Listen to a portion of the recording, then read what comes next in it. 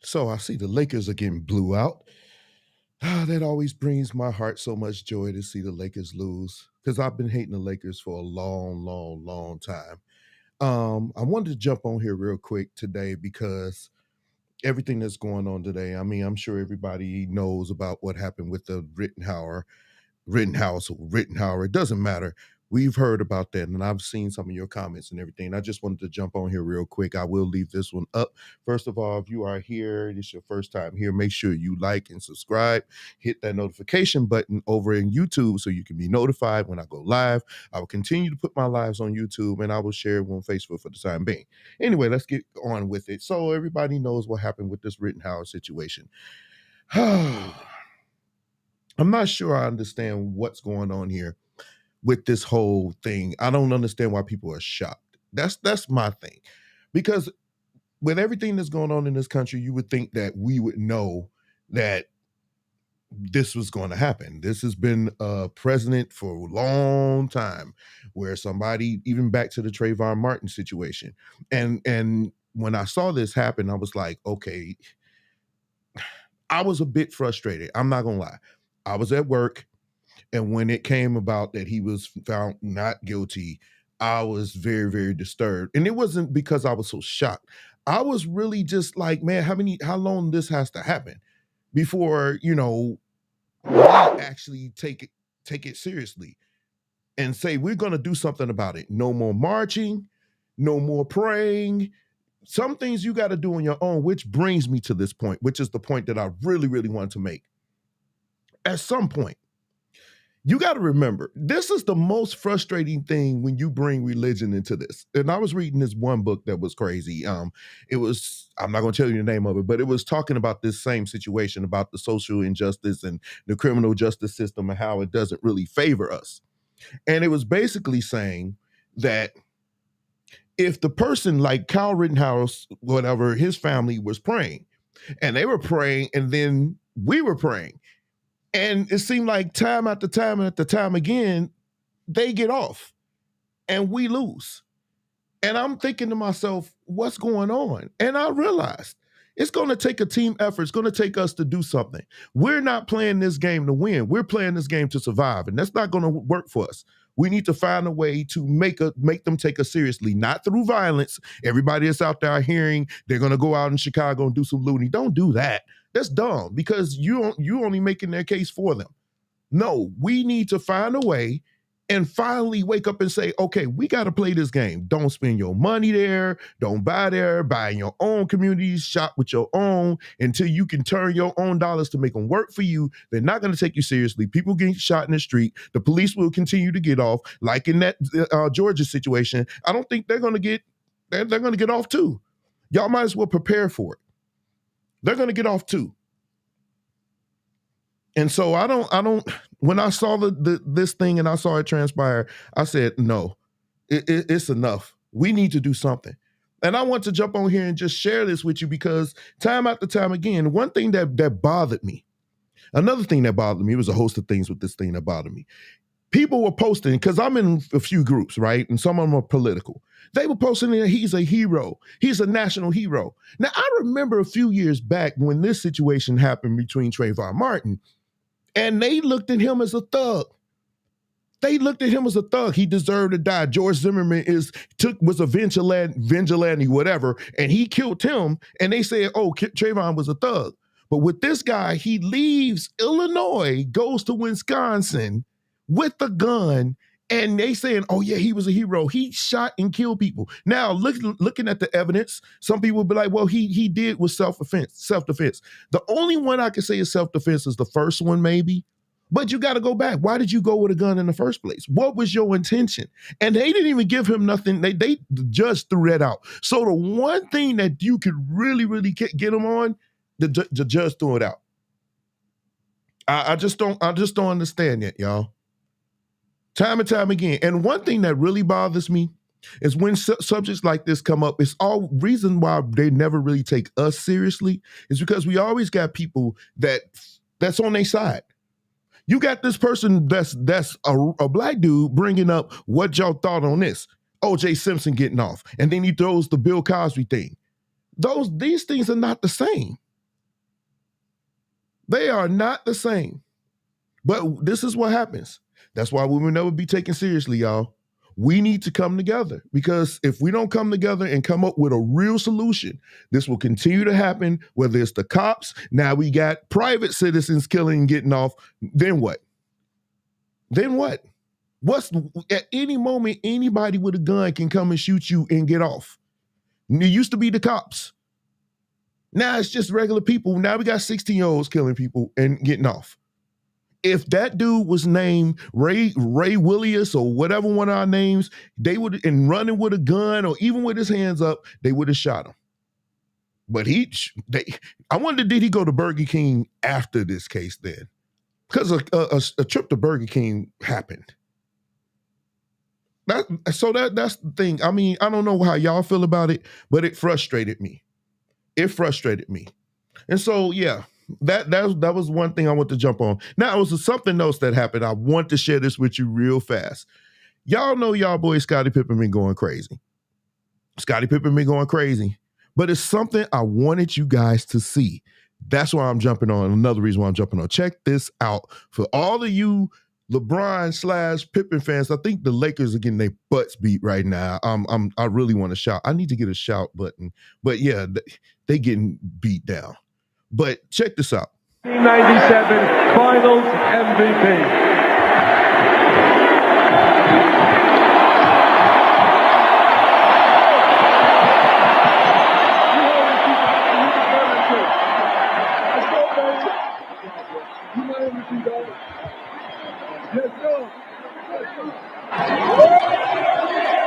Michael, you're named MVP, but as you accepted the trophy, you said to Scottie that he was your MVP. Scottie Pippen we're a tandem.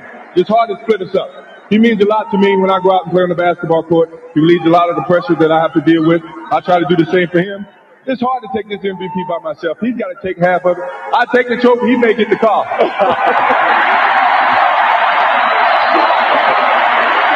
Scottie, the first one had to be real sweet. What about the fifth one? This one was great. It was a lot tougher for us, a very difficult task to beat the Utah Jazz. We take our hats off to them. They gave us a hell of a series, but we stepped up as champions should do, and we brought it back home for number 5. Yes, sir! So what do you think? So it kind of makes what he's saying in his book and all this other stuff kind of make him look real crazy, right? Like he feels like Michael Jordan doesn't give him any credit, or nobody gives him any credit, and everything else. Time and time again, he's been given credit. So it makes you wonder, why is he going down trying to rip Michael Jordan every day? And the only reason why I'm talking about it, because again, today he has something to say. Today he had something to say, saying he think he's just as good as Jordan. And so another thing that came up that I'm going to say this, and then I'm going to jump off of here and watch the other game. So check this out. Somebody said you take Pippen away from that team and they don't win. We always look in hindsight. We say, oh, if this didn't happen, or if this didn't happen, this didn't happen. I want to present a different argument. Just real quick, maybe like 10 minutes. Give me 10 minutes of your time and I'll be off here. Check this out. So they said, you take Scottie Pippen off and put anybody else there, would they win? And I actually asked one of my friends today. He disagreed with some of these. I'm going to run them by you. Leave it in the comment section what you think. If you took Scottie Pippen off and you plug these dudes in, would the Bulls have won? Okay? Number one, if you take Scottie Pippen off and you put Dominique Wilkins in, do they win? You're talking about somebody who's a career 24, 25 point a game player. He wasn't bad on defense. He was pretty solid. No, you're going to miss Scottie's defense. But the Bulls always play good team defense with Scottie Pippen, of course, but they play good team defense. If you take Scottie Pippen off and you put Dominique on, do they win? Just say yes. Yes, they win with Dominique. When you watch this, say yes, they would win with Dominique. I think they would. Okay, let's go to the next one.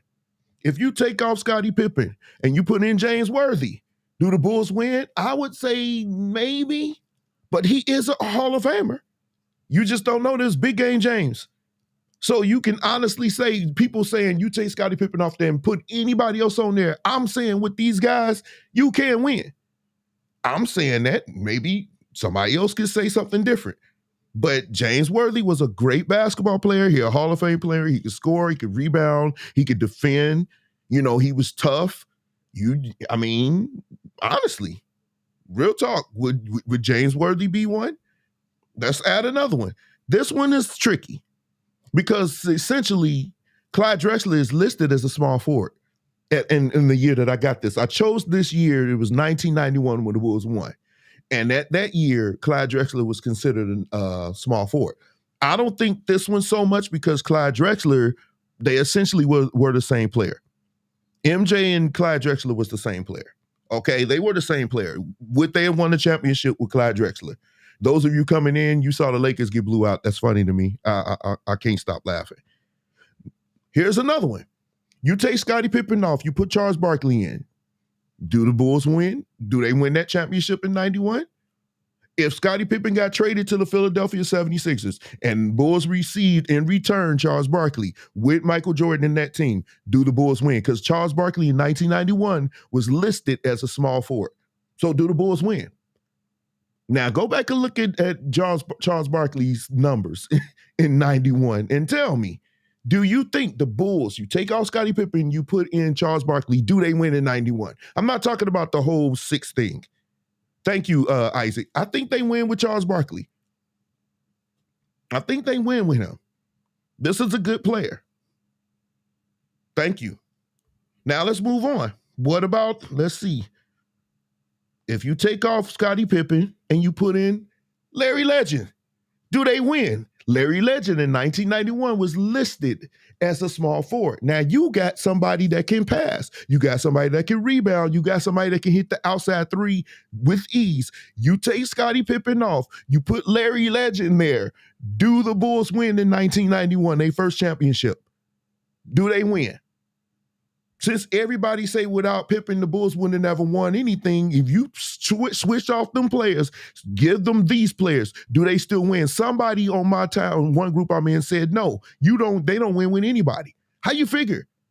I just gave you something that I think they would win with. They would have swept LA. I agree. I agree. Here's my last one. A person that came in the same year with Scottie Pippen in 1987, same draft. Do the Bulls win with Reggie Miller? I think they do. Long arms. He was listed as a small forward. Long arms, can defend, can shoot the three. See, we saying you got to be careful when you pulling off Scottie Pippen. You got to remember, Scottie Pippen wasn't even the best. And while him saying I'm the best ever, I think I'm better than MJ. He's not even the best small forward ever. Everybody in their mama knows it's LeBron James, and then it's not him again. You got Larry Bird, you got Charles Barkley, you got Dr. J. It's so many different. And you got to remember what they would have lost on. I agree with you here. What they would have lost in defense, they would have gotten offense and in rebounding. He's much better rebounder than Scottie. A much better rebounder. So for Scottie to say stuff like, oh, I think I'm better. How do you figure, at what point in his career could he have sat down and said, I'm better than this guy? And it seemed like I just showed you, Michael Jordan gave him all sorts of props and everything. Where's this coming from? And here's another thing nobody's thinking about. Have y'all noticed? MJ has not said a word. Have y'all noticed he hasn't said a word? With all this is going on with Scottie, MJ has not said a word. Not a word. So I pulled up this interview. I have not watched it. It's 44 minutes long. I'm not going to make it to that. I'm not going to make it through that. I just want to watch a little bit of it, and y'all can watch it with me. This is the first time I'm seeing it. Okay, I'm just going to play just a little tad of it, and we going to see what he's saying real quick. Because, hey, Tony, I'm doing basketball right now. So y'all ready? Let's go. Wait, let me move myself over. Now, we're ready to go. To the fans out there, hey, tune in, tap that buy button, and get you a signed autograph Scottie Pippen, unguarded. memoir. And we're going to be here tonight talking about the book. So, hey, tune in. Stay there. which is Yeah, really what it's and it's a about. great book. He's It's a trying to great book, sell a man. book. I got to commend you. You know, you He's talked trying to so much sell his about the book. book when we sat down in June, July this summer, and we had that huge explosive interview. And I was expecting some heat, and you brought some heat. I Tell brought a me, little bit. just a little bit, little wasabi. You know what I mean? Yeah. Tell me a little bit about why you wanted to do this book now, and like what was the impetus of the book?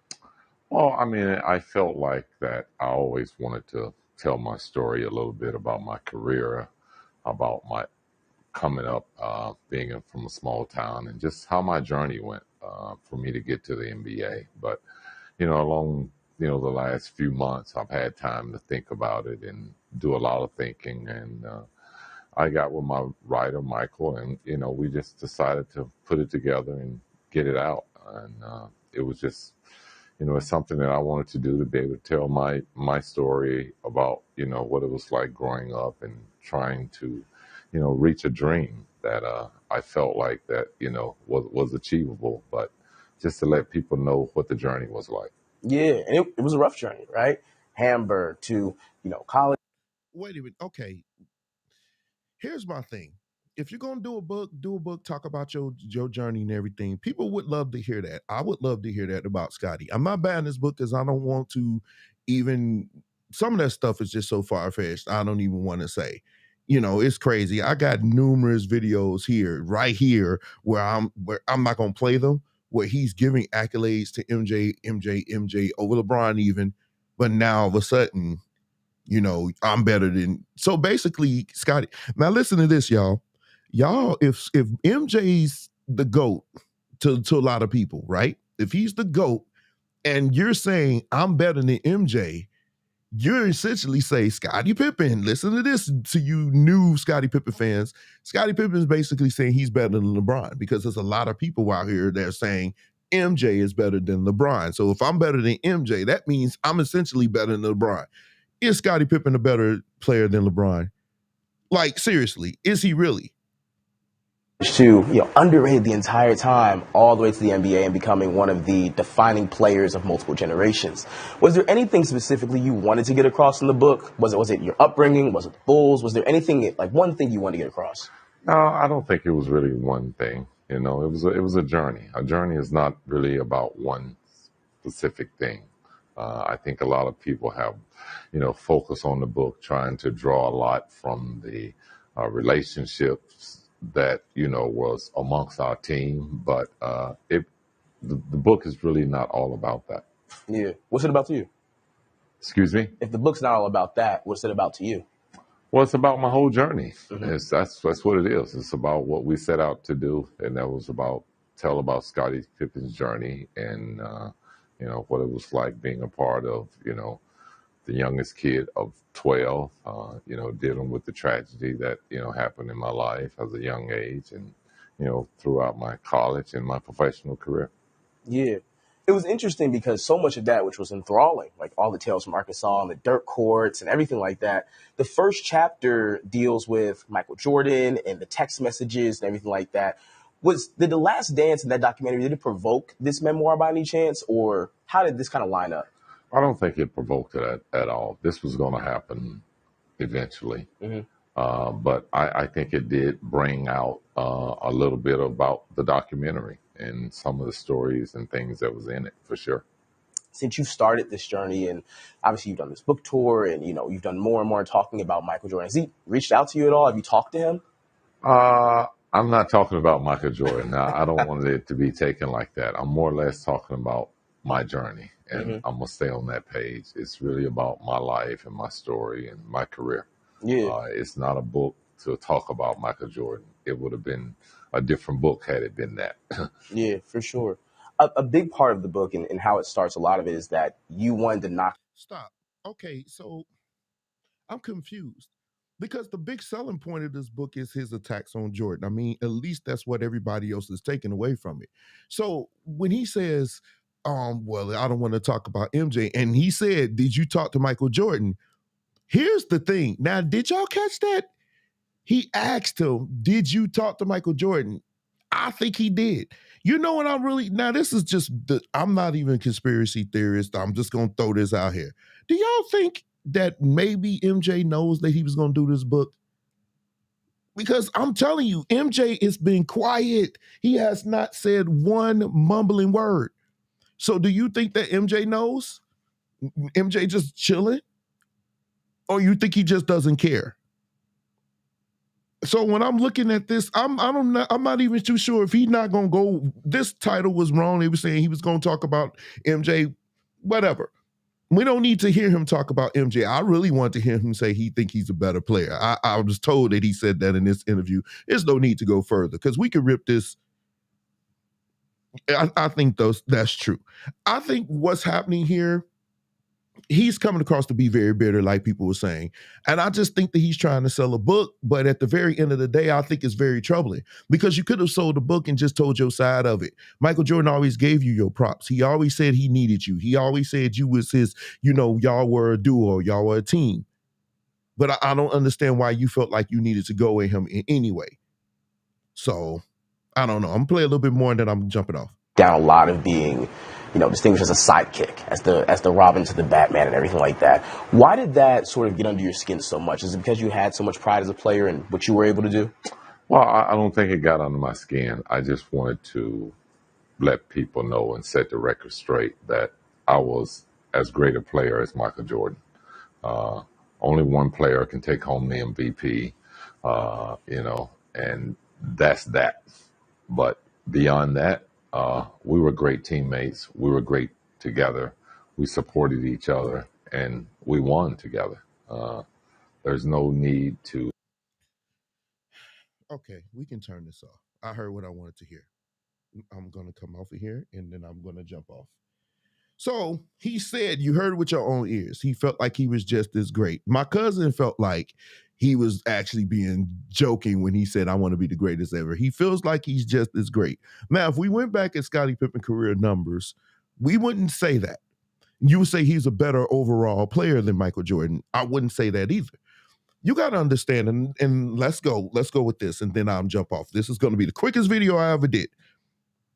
When you are playing the game of basketball, those of us who played the game at any level, whether it was high school, junior high school, biddy ball, AAU, the game of basketball is different. Everybody on that floor has a role to play. And you stay in that role because if you try to do too many other things, you're going to start overlapping and doing over extra what you should be doing. Point guard's job is to facilitate the offense, run the offense, and make sure you get everybody involved. The shooting guard, that's pretty self-explanatory, but the shooting guard's job is to shoot, be the perimeter shooter, get to the rim or whatever. This is basically everybody knows. The small forward, I will give Scottie Pippen credit for that. He did revolutionize that position because he introduced the small forward position that brought the ball up like a point guard. Now, having said that, point forwards, you got to remember Scottie Pippen played point guard. He initially was a point guard. So he was just playing a position that he knew, and it just worked with what the Bulls was trying to do. Power forwards back in that day, their job was to bang and get rebounds, same with centers. And centers in that league actually did more of the scoring. You had Patrick Ewing, you had Elijah Wine, you had Kareem, you had all these bigs that was doing a lot of scoring. So for him to say, so Michael Jordan is a more all-around player, when people say that, it always makes me, less of an all-around player than Pippen, it always makes me be like, you just didn't understand the game and you didn't follow these guys' careers to understand that Michael Jordan actually, I think in year 1980, 87 maybe, 88? One of those years, Michael Jordan actually had to play point guard. And he averaged, well over 10 assists a game, rebounding. He showed that year he can be the all-around player. He can be the all-around player. He can get assists, he can get rebounds, but that's not what he was asked to do with the Bulls. To LeBron's credit, and he does it very well, he's asked to do more. He has to facilitate the offense. He has to play pass, and he has to score. And he's big, so you know he's going to get a few rebounds. He's 6'9". You see what I'm saying? So I just think that when you try to compare the two, you just don't. You just don't do it. And I just wanted to jump on here real fast, and I really wanted to rub it in that the Lakers lost again. That's wonderful. But come Sunday, I'm going to be doing another show. Those of you who know about the viral video about the musician, I got a lot to say about that on Sunday, but I want to jump on here and talk about Kyle and talk about this Scottie Pippen thing. If you missed it earlier, I did touch on this Kyle Rittenhouse joint where he was found not guilty, and it kind of bothered me. And it did bother me. And I just touched on that. So watch the video, like and subscribe. I'll see you guys Sunday. Just want to jump on here real quick. Enjoy the rest of your evening.